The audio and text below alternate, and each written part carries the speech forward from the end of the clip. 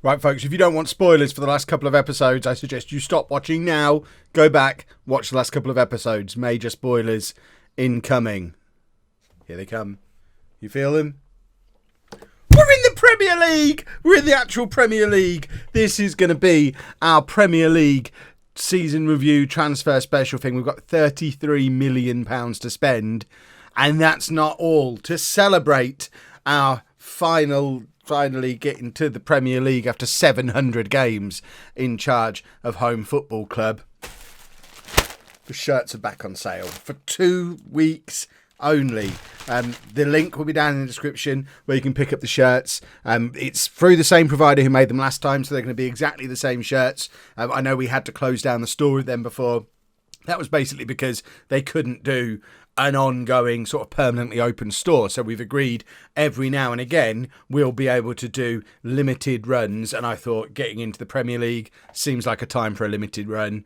And there may well be another one in the future if this one goes well. But again, no guarantees. So I've said it before. I'll say it again, maybe. This may well be your last ever chance to buy a Holme shirt. What better time to do it than celebrating us hitting the Premier League? So the link for that is down in the description. And get them while they're hot, because they will literally be going off sale again in 2 weeks' time. So don't be coming to me in 3 weeks saying, Kev, where do I buy these shirts from?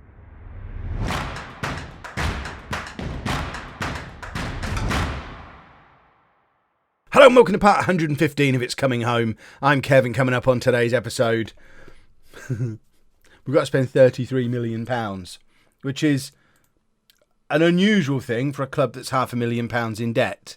But we obviously have just been promoted to the Premier League.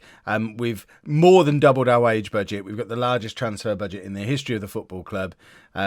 Projections I wouldn't read too much into, because obviously Premier League money and stuff. If we can stay in the Premier League, we'll be good forever. I still don't know where we're going to be playing games next year, because obviously we're not going to be able to stay at the Nuhu Stadium. We only have 2,250 seats for a start. I think there's a minimum requirement of a 15,000 capacity to be in the Premier League. Our expansion capacity doesn't hit that far. This is already expanded to the maximum. So we will be saying goodbye to the Nuhu Stadium. Maybe not forever, because we might get relegated and end up back there. But for now, the Nuhu Stadium is no more. So we will be ground sharing somewhere. I just don't know where. I understand there's no way we'll get a new ground, because I think you're only allowed one every 20 years in game, and we've only had that one for, was it 10 years? Hold on, how long have we had this ground for? This was built in 2022, so we've had this ground for 9 years. So realistically, unless we take forever to get to the point where we're a Champions League challenger, we're never going to get a new ground. We might get one in the last season or something like that, but it was fun while it lasted. Now we ground share forevermore, which is a shame. This is why we need Posh to do well. But we'll get into the transfers a little bit later in the episode. First, as ever, we need to do our season review. And we've got some new inductees into the all-time best 11, which has finally started playing the diamond. So it looks a little bit more of a sensible team now. No longer any Prince Chiddies in there, which is progress, I think. So our all-time best 11 is Civitar in goal, a back four of Wearmouth, Rogers, Proctor and Gregson, Shane Phillips at the base of the midfield, Perry and Fernandez in big boy midfield, Connor Stanley in behind, Harris and Matondo, which is a strike partnership we might see again one day. Now we've got the money to go and buy him if we decide we want to. On the bench for the all-time best 11, we have the Turd, Joseph Colley, Matty Wolfe, Nick Moss, Ollie Steer, Patrick Webber and Carl Marsh. Carl Marsh is on the bench for our all-time best 11. Sir Mick Powell isn't. I'm never going to understand that. Are you ever going to understand that? It always is tradition as well at this point just to check in on Dean Morris, because he should be in the all-time best 11. Obviously, he's a player we'd like to get back one day. I think it's probably not quite time yet, because we'd have to pay him half of our wage budget. He has been back in the Tottenham team again this year, albeit not particularly regularly. I would like to think he's 28 now. My goal now is around about Dean Morris's 30th birthday, bring him home. And it would be possibly my proudest moment in Football Manager if we manage to catch up with him before he retires. Because remember, he left us when we were in the Northern Premier League Division 1 East. He's gone on to have an international career playing for England however many times. How many times has he played for England? 38 England caps. If we manage to get him back as a player before he retires, what an achievement that will be. But it is a bit of a tall order, so we'll worry about that in future transfer windows. But where are the best 11 now? Let's have a look. So still at the club, we have Humphreys, who realistically will be leaving this summer. Gregson, Wearmouth, Harrison, Fernandez, Rogers, who's leaving this summer to go and play in the MLS. Moss, Perry and Harris. Matondo currently playing for Vitesse Arnhem, but he's on loan there from Stoke, so we'll try and bring him back if we can get him for a reasonable price. David Sawinski went to Rotherham and is now valued at £5.5 million. I can't justify that kind of money on David Sawinski. He remains one that got away for a little while. Ross Wright is at Reading. The Turd is in the MLS. Prince Chidi is now back at Sunshine Stars again. Is that where he was on loan last time? Is he there on loan again? No, he's actually gone there permanently now. So he's back in Nigeria, presumably never to be heard from again. He needs to get out of our all-time best 11. Connor Stanley's at Aldershot, Archie Proctor for MK Dons, and Joseph Colley and Matty Wolf have both retired. End of season awards then. Lerick Fernandez, Player of the Season in our promotion season to the Premier League. The amount of times people have tried to write Lerick Fernandez off, still only 27 years old, still getting better all the time, and he's just won our Player of the Year. It's the best season he's had in his career. So, well played, Lerick Fernandez. Hopefully will become a important part of our Premier League side. Anthony Harris in second place, Paul Perry in third. Kane Bryan got goal of the season. Remember him from when we were trying to use wingers? Remember that tactic? That didn't work. Remember him? We sent him back. This has been such a weird season because it's been our least stable season of the entire save, but it's ended in automatic promotion. That was a cracking goal. I think he's still at the club. I think we sent him out on loan. Signing of the season, Linus Montebel. Can't argue with that at all. We had a goalkeeper crisis going on and this man came in and solved it. And Lee Bradley, Young Player of the Year at age 24. So our team of the season was the Turd in goal. A back four of Wearmouth, McLeish, Rogers and Gregson. Harrison at the base of the midfield. Perry and Fernandez in midfield. And then Moss in behind Harris and Steer. Top scorer was Anthony Harris, 19 goals, now tied as our all-time record goal scorer with Sir Mick Powell. Teasdale got highest average rating but didn't make it in team of the season. Gregson got in ahead of him. Teasdale also got most assists with 8. Harrison with best pass completion. He's someone who we need to figure out what we're going to do with him for next season. He's actually officially on loan with us until this season as well. Okay. I don't know if that's going to change because we're now in the Premier League. Hopefully it doesn't. And having him just there, that's a bit of a bonus straight away. Steer got most man of the match awards. And then there's the Naughty Boys Club. Season review, obviously massively overperformed. We got runners up in the Championship. We were never expected to do that. We were supposed to be a mid-table team. And now hopefully, even if we go down this season, I think it's quite likely we are going to get relegated from the Premier League straight away because we're just not ready for it. The important thing is this transfer window. I'm not necessarily going to be building a team to stay in the Premier League. I'm building a team to win the Championship next season. It makes sense to me. We want young, hungry players who are going to go on to become good Premier League players but might not be there yet. But we want to build a squad this summer of players who can handle a relegation, can stick around, can get us promoted again, and then keep us up in 3 years' time. That's the plan. But regardless, we're going to have money, which is important because we've got the money for coming up. We'll have parachute payments for a couple of years when we inevitably go down. So the financial future of the club should be secured from this point on. No more being the lowest wage budget in the Championship. But we'll probably forever be the lowest wage budget in the Premier League. The side of 2023, what are they up to now? So that was, 8 years ago? Some blasts from the past. Bajrami and Civita, Sir Mick Powell and Eric Fernandez still here. We've got a few others still playing. Lots of them now retired. Lots of that team now retired. Don't even remember Kai Brown. Does anyone remember Kai Brown? He played 16 games and scored 2 goals for us and got in team of the season. That's why we don't remember him. Dynamics-wise, our team leaders are still Semic Powell, Anthony Harris and Eric Fernandez. I think the time has now come to move Semic Powell into the under-23 squad, just to get him away from being a team leader, because we're in the Premier League now. He's just not a Premier League player. Hopefully, we'll be able to give him a Premier League game, because I think that'll be a riot if we don't, because he's the only one who stayed. Obviously, we have Fernandez and Harris who played in that league, went away and came back. Mick Powell stayed. He's owed a game. But I can't artificially put him in a 25-man squad if we need other players. So we'll see what we can do. We'll try and get him a Premier League appearance. End of season review. Plans for next year. Obviously, we're going to try and battle against relegation. You've done brilliant to get promoted. There will be some new faces to help us stay up. I think we have no chance of beating the drop, but that's kind of what I was hinting at, Tony. No? Okay, maybe it's unrealistic. Yeah, let's try and avoid the drop then, which I thought is what I was saying, but whatever. End of season confidence, untouchable Kev. Marvellous stuff. And pre-season start date sorted. We'll just have a quick look at the Patreon youngsters as well. We had a particularly good one come through this year's youth intake. What am I trying to do? Auto resize on that column. What is going on? There we go. Particularly good one came through. Walter Ardin, new left back, 5-star potential, already 2-star current ability. So he's actually not far behind Lee Bradley as a potential backup to Mark Wearmouth.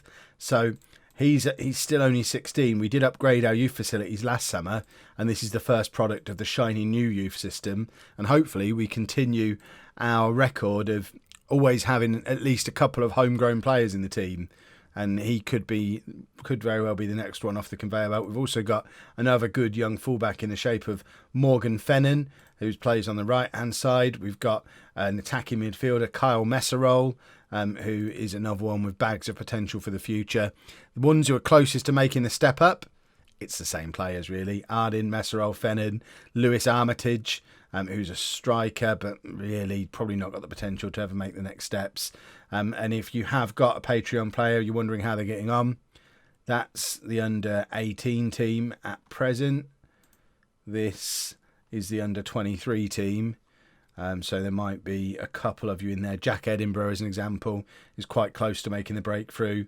Adam Thornton is one with lots of potential as well. So there's a few others in there as well. And of course, we're going to have our now traditional summer look to see if Nathan Curry has retired yet. Nathan Curry is not retired yet, everybody. He's now 27, still playing for Dorking Wanderers in the National League South. Is he out of contract this summer? He is on a non-contract, so he's probably going to stay with them forever. Nathan Curry will never retire, everybody. But I just love the fact that he was one of our first Patreon regens that we had. He never played for us, but he's going to be around forever. Bless his cotton socks. We do have a couple of others, actually. We probably need to track some of the youngsters who did leave the club, because we had a couple leave for relatively big money. Josh Mann went to Celtic. So Josh Mann is now on loan at Wraith, where he's played a few games. He actually played a game for Rotherham in the Championship last year as well. So Josh Mann making good progress with his career. Alex Carmichael went to Hull, didn't really play.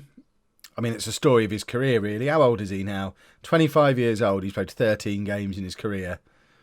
He's just a transfer fee and nothing more. And also we had, I think the year before, where is he? Yancey Larochelle Williams, who went to Southampton and has now played a full season on loan at Notts County in League Two. So it'd be interesting to check in with him again, actually. See if he's... we can't scout him yet because we've got no scouting budget yet. But he might be one who we could potentially try and bring home. 19 years old now. I wonder if he's ready to be a Premier League right back. I don't buy into stats too much. I would suggest maybe not, though. But we'll see. We will see. So the plan for the summer is a absolute total rebuild. I mentioned before, we're not necessarily looking to bring in a bunch of 29-year-old Premier League journeymen who might keep us up. I've not really got any interest in that. We've got to be realistic. We're not going to stay up, but we have got all of this money to spend.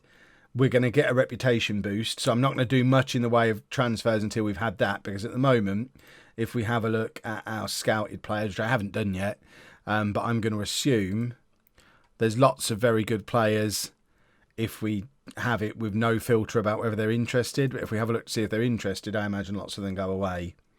But someone like that, Kieran King. I'm not saying we're going to go and sign Kieran King, but he looks like potentially fits the mould. 23 years old, loads of games for Scotland under 21s.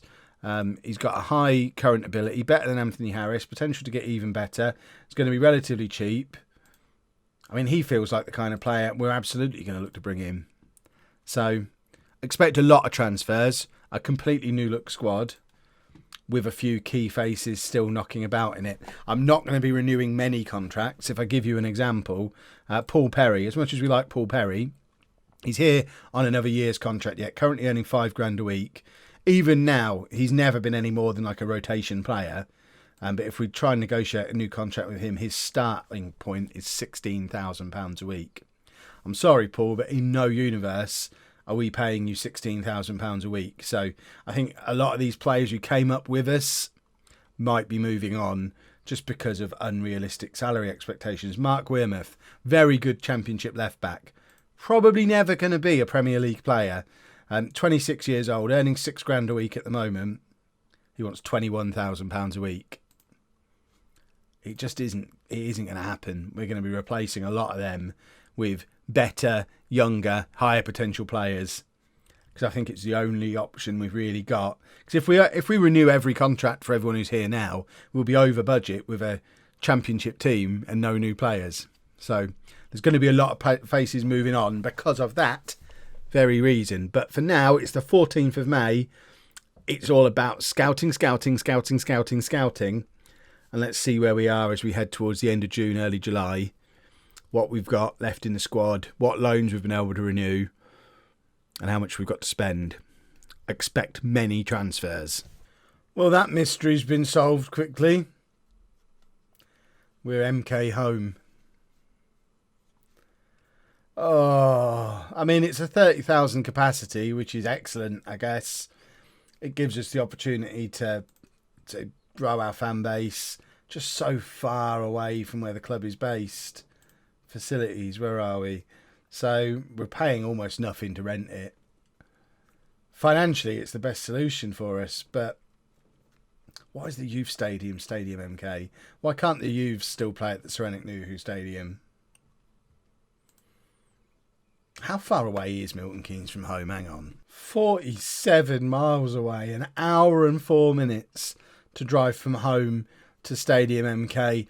And that's if you actually live in home. I mean, we know only 636 people live in home. We got over 5,000 fans there for the game against Posh. There's going to be people from up here, like, I don't know, Market Deeping, where I live, or Spalding, Bourne, Stamford. Where's Stamford? There. All these little surrounding areas of Peterborough, Corby, might be coming from Cambridge or March. We're drawing in fans from all these areas, and it's such a long way to go. I would be having such mixed feelings if I was a home fan, knowing that we'd have to go all that way and there was no hope of building a new ground for at least 11 seasons. At least Leicester, it's a good road. We could have just gone, whoa. Cambridge. We need Cambridge or Posh or Kettering or Northampton. Not even Northampton's too far. We need Posh to get to the Premier League and build the City of Peterborough Stadium. I'm tempted to add a second manager just to get them promoted. Devastating that we've got to go all the way to Milton Keynes. I don't think we mentioned it or looked at it in the last episode, but Posh didn't make it into the playoffs, by the way. So it's Bristol City, West Brom, Huddersfield, Millwall. Huddersfield have just knocked Millwall out. So it's Huddersfield against Bristol City or West Brom in the playoff final. We'll check in with that again once the final actually happens. I'm just still sad about this Milton Keynes situation. It'll be interesting to see how many season tickets we sell, I guess. This year we sold 651. I wonder how many we'll sell over in Milton Keynes. It's also quite ironic that Home are now homeless. Should we rename the club? Oh, you should all be so proud of me. I've come so far. Where are we? I can't even remember how to do it. Do you do it? Where do you do it? I just did it, and I still can't remember how to do it. I've shoveled as much money as I could over into our scouting budget, and we now have the world top level packages for both senior and youth.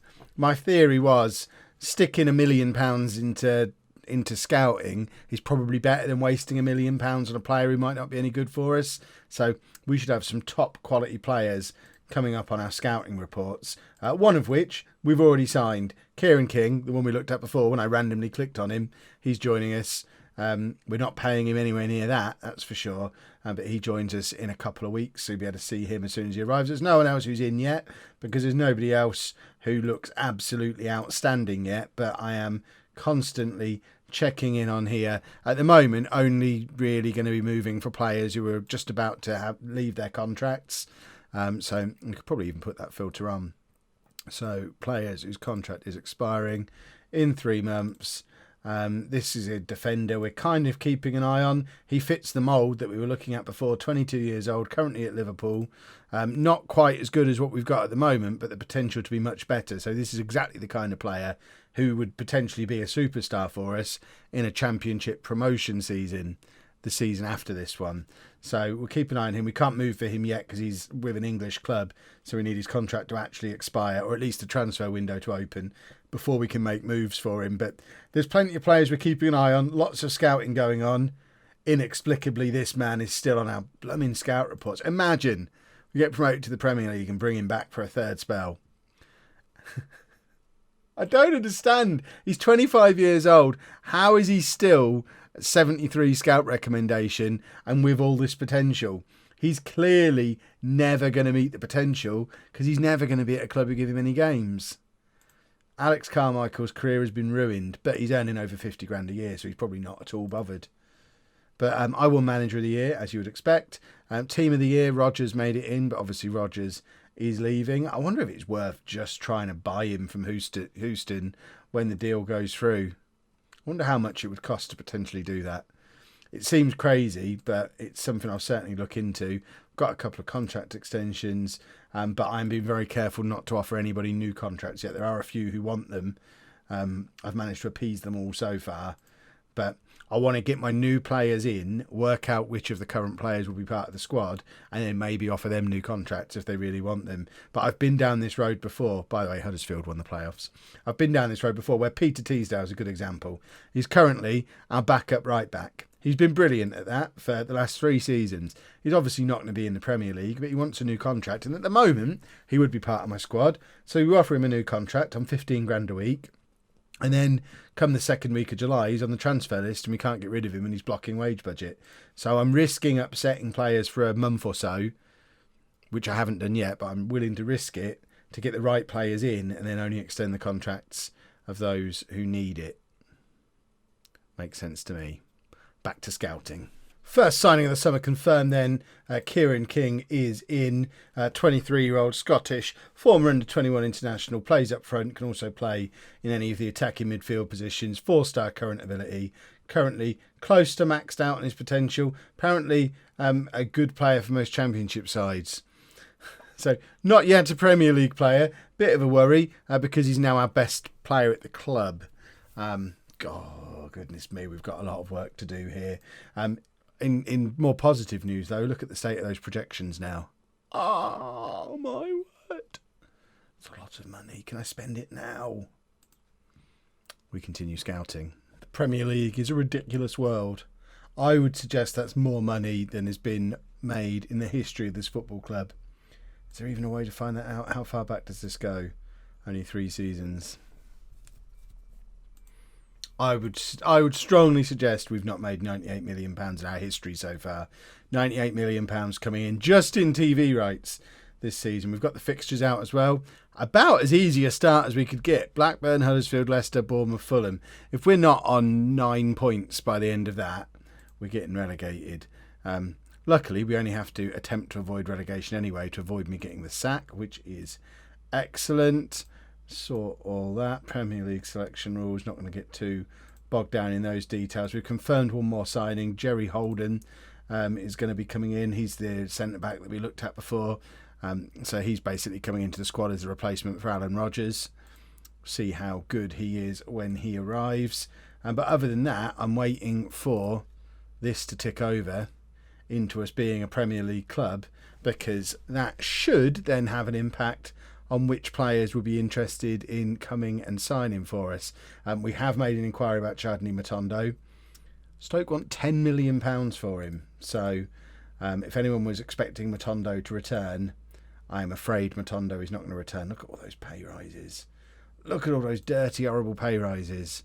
Luckily, we still have some money to play with. Not loads, to be fair, but some money to play with. Projections still looking super duper. Excellent stuff. Right, so we are now a Premier League team. Let's just run through these quickly and make sure they all get scouted. And then into here, we've got that set to players who are unsure. And straight away, you weren't here before, Goran Svejic, sign whatever the price, defensive midfielder. I mean, he's one for the future, but as far as I'm concerned, if my scouts say sign whatever the price, I'm going to sign him whatever the price. We've got plenty of money as another youngster, 16-year-old. I mean, it seems like an insane transfer policy when arriving in the Premier League. And I know there's going to be people screaming at me, Kev, just sign some experience, try and stay up. We ain't going to stay up even if I do. My director of football is just as bad. He's made like 5 offers for 30-plus players, as in age 30-plus, and offering them, 3-year contracts for £5 million. What's the point? We're going down anyway. Let's just get loads of these and develop them and use them to bring us back up again. It's the only route to success. So we're going to try and bring in a whole load of these and then see how we get on. Right, we have a bit of a problem. And that problem is our scouts are rubbish. I mean, it's been a problem that's been going on for a little while. But Holden, not close to being good enough for the team. He does have a lot of good potential, which is good. Similar with King, to be honest. He was coming in with a higher current ability than that. Luckily, he's so good. My coaches still consider him to be one of the best players at the club. We actually had a look at this screen. We had the best coaching team in everything in the Championship last year, and ridiculously, we've got the best defensive coach in the coaching in the Premier League, best fitness coaching in the Premier League. We have some good coaches, but our scouting team was the lowest in everything, so I've just sacked them all. And we're in the process of hiring new scouts, but it's the 2nd of July. Not the ideal time to do this. This would have been a thing to do back in May. I wish I had. So, as a panicked knee-jerk response to that, we've brought in a load of old men on trial, and I'm now deciding if I want to sign any of them. I'm looking through. There are a few in key positions that could be awesome. I mean, this fella, for example, looks like he could be awesome for us. The only problem is he's 34. So old. So old. If we can find some that are slightly at 33, we need someone who is slightly younger, 33. I guess if we get these relatively cheap on 1-year contracts, 35. And it's not as if he's a 35-year-old legend. He's 35 and he never played international football. These are probably players who would be all right in the Championship. That's more like it. 15 caps for Brazil. Lots of Premier League experience. Only 32, but maybe better than Oliver Gregson. It's not really worth offering him a lot of money. Certainly not 26 grand. Am I going to bottle this entire summer? I don't know what to do. I need players. But we have so little money that I'm afraid of signing any. Oh, help. 2 more players are in, but more important, we're starting to get some scouts in. We're still only half filled up the recruitment team. I've sacked Costas as well as director of football. What an overreaction. Just sack the entire recruitment team. I'm not happy with my first couple of weeks of the summer. But it needed doing. It just perhaps didn't need doing right now. It needed doing a while ago. But we're 13th for a lot of these things now, so we're getting there. It's a lot better than things were. We were the absolute worst for everything before this, so hopefully these last 5 will sort themselves out as well when we get them come in. There's adverts still out there. But we've brought in 2 more players. Oscar Guiton, who is officially a record signing at £650,000. He's one for the future. He will be good in the future. He's not going to get anywhere near the team this year, though. And I probably need to pack that in. I know I said that was my plan, but I'm already bottling that plan. Kostas' last move, though, was a good one. Goran Papyachev, a 21-year-old Mezzala, so fits into our system perfectly.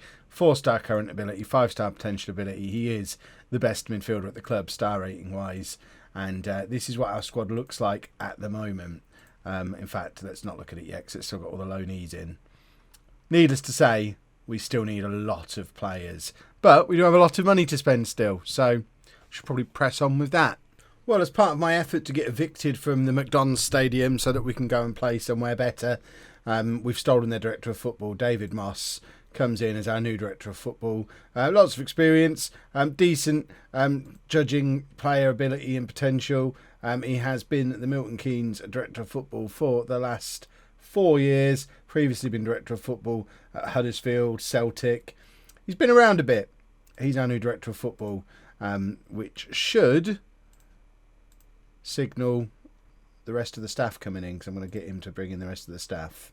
We're getting there, though, on our recruitment stuff. So responsibilities-wise, we want David Moss to take care of all this. And hopefully he can bring in some awesome loans like Tom Heaton did for that 1 year he was here as our director of football.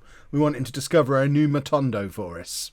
Although the loans won't be able to come from the Premier League because we've already got Harrison is still here. As you see, there he is. Harrison's still here. His was a 2-year loan, his most recent one.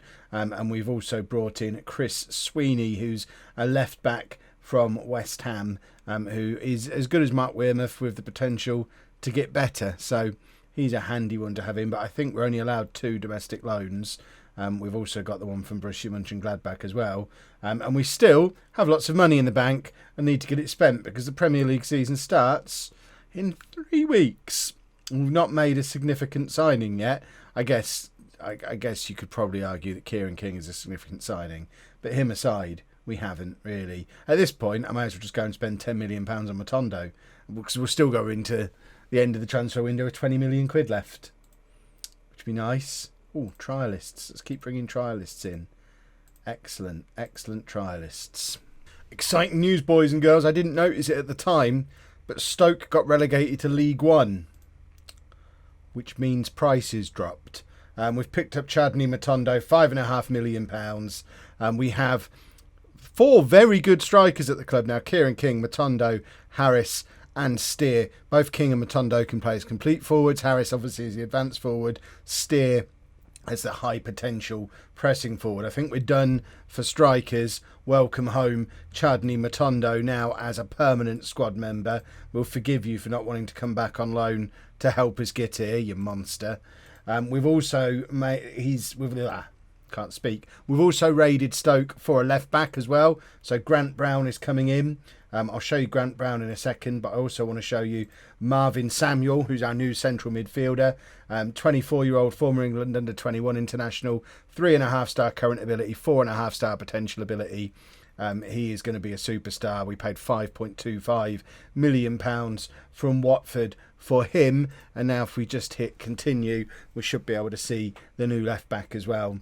Mark Wearmouth has been putting some pressure on to try and get a new contract, and I think this might lead to me just moving him on because I think Brown, if my new scouts are any good, Brown is going to be the new best left back at the club, which is a bit of a worry because Kostas' last thing was bringing in a left back on loan that I don't think we're going to use. I'm tempted to cancel the contract, but I don't know if that then means we won't be able to get a replacement. I guess it's not a disaster, but if we can't replace that left back, we could move Wearmouth on instead and save having to give him 15 grand a week to stick around, which is the kind of ballpark that he's looking at. Of course, we have to save the game here. There are a couple of other players I'm interested in. There's a £13 million attacking midfielder, but he's going to be awesome. I would quite like a centre-back. but I haven't really been able to find one of sufficient quality. I'd like a right back as well. Haven't been able to find one, but I've hopefully got a goalkeeper coming in. Central midfield and attack, I think, are done. Left back is done. If I decide to go for the superly overpriced attacking midfielder, that area is done. Defensive midfield, I'm happy with Harrison there and McCrory as backup. So I think we probably, once the last couple that we're looking at here have gone through, our focus needs to be on finishing off the defence, which is going to be the plan for the rest of the video. Hopefully, you get to see this left back now, anytime now, and you can see that I am making efforts to improve our defence. I know some people are going to say, Kev, are you really going to keep doing that diamond in the Premier League? Yes, I am. We experimented with moving away from the diamond last year, and it didn't work out for us. Obviously, our view on things might change if we get relegated by Christmas, but for now, we're going in with an intention of doing the diamond that's worked so well for us so far. So there you go, Grant Brown, our new left back, better than the two that we've already got. Stoke only signed him last year at Christmas. He didn't play and they got relegated, but that shows the kind of level we're competing at. But he's a Scotland international. He can't be that bad. Let's assign him a squad number.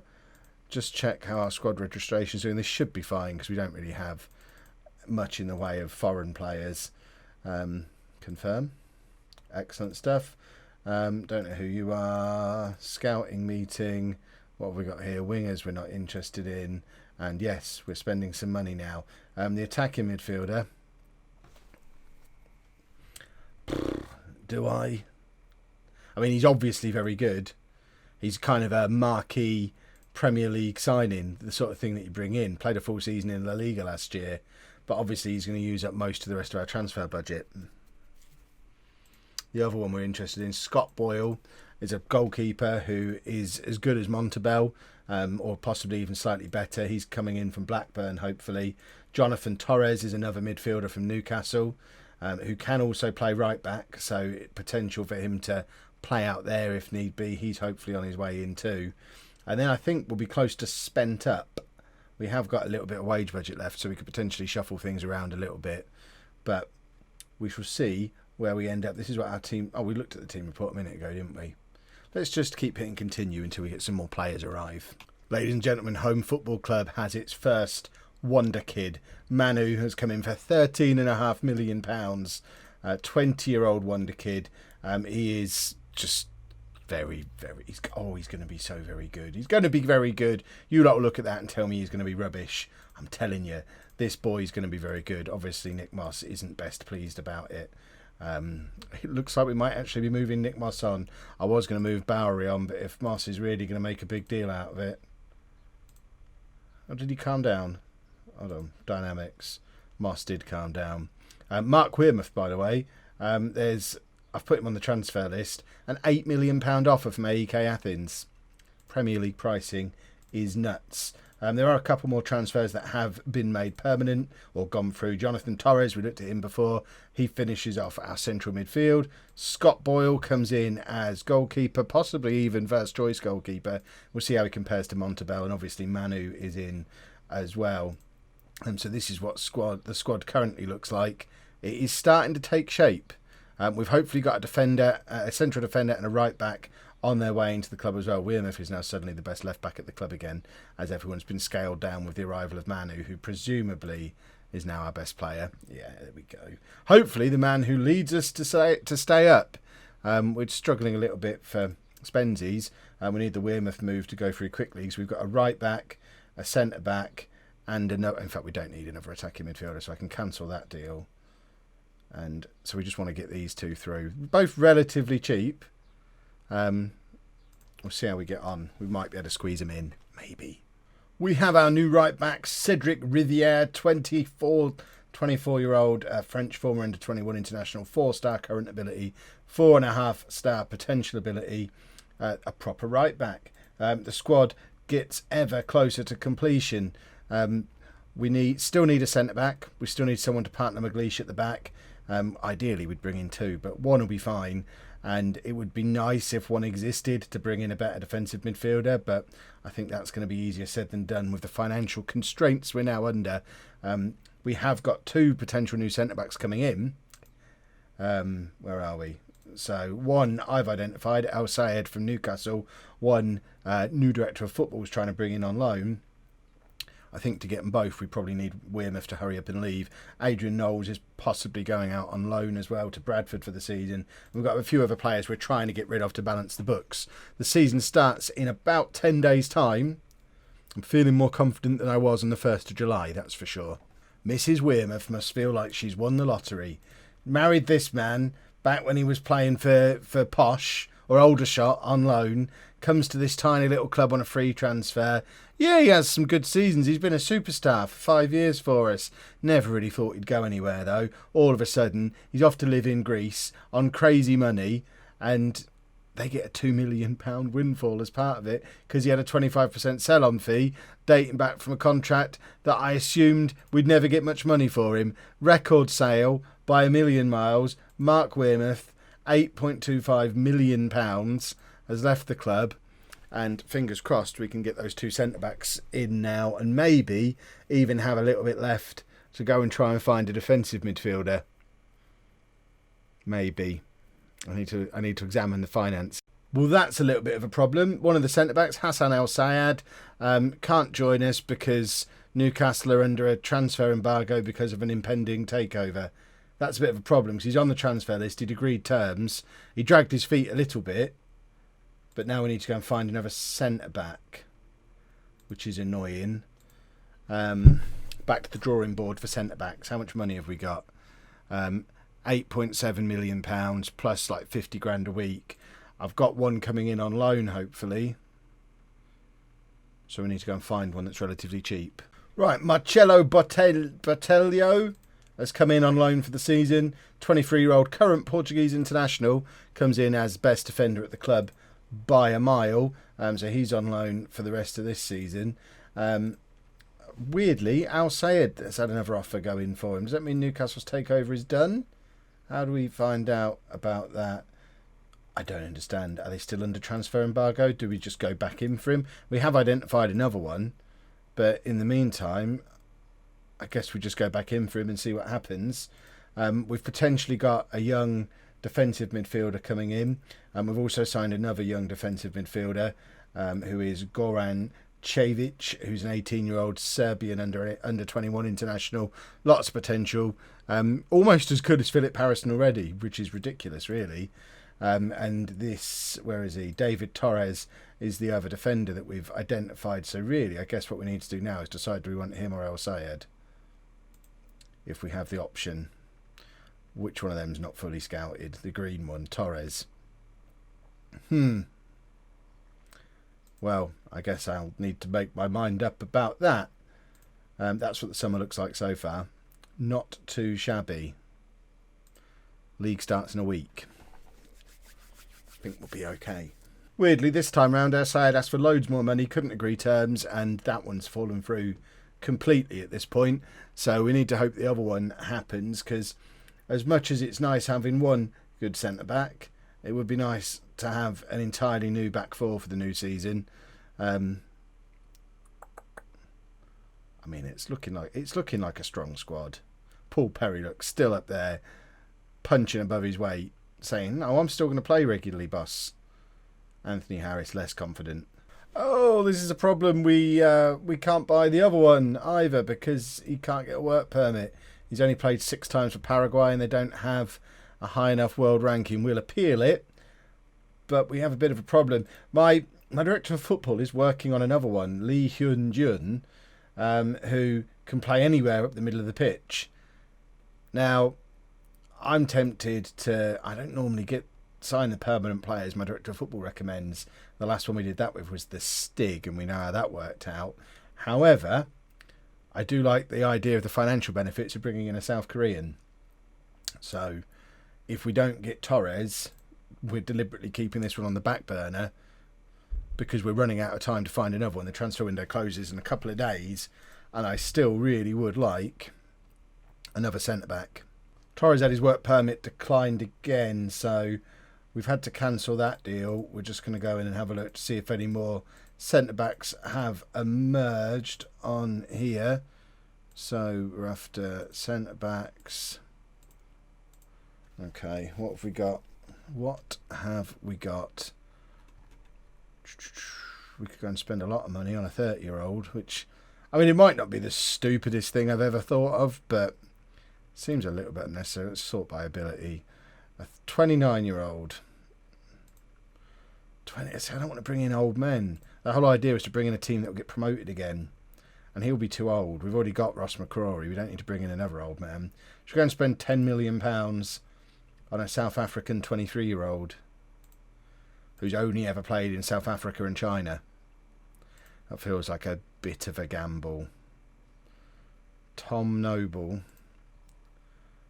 of Preston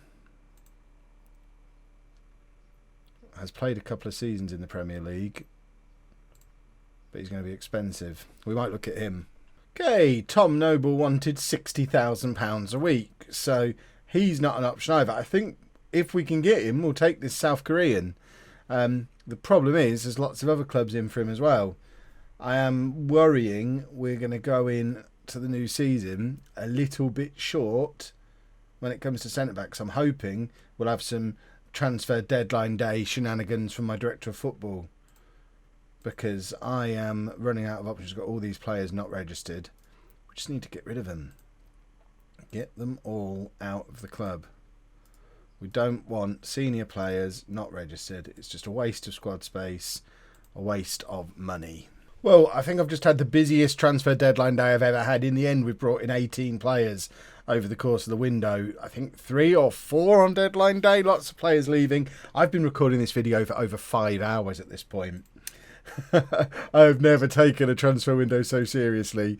But deadline day moves. Look at the amount of players who left the club on deadline day. Kane Bryan has gone on loan to Sheffield Wednesday. Adam Hayes has gone to Motherwell. He was a bit of a flop. We brought him in for £400,000 in January. We've sold him for half that to send him back to Scotland. Ryan Mifsud, kind of reverse of that deal. We bought him in for free. He never really did anything, but we just got £500,000 for him.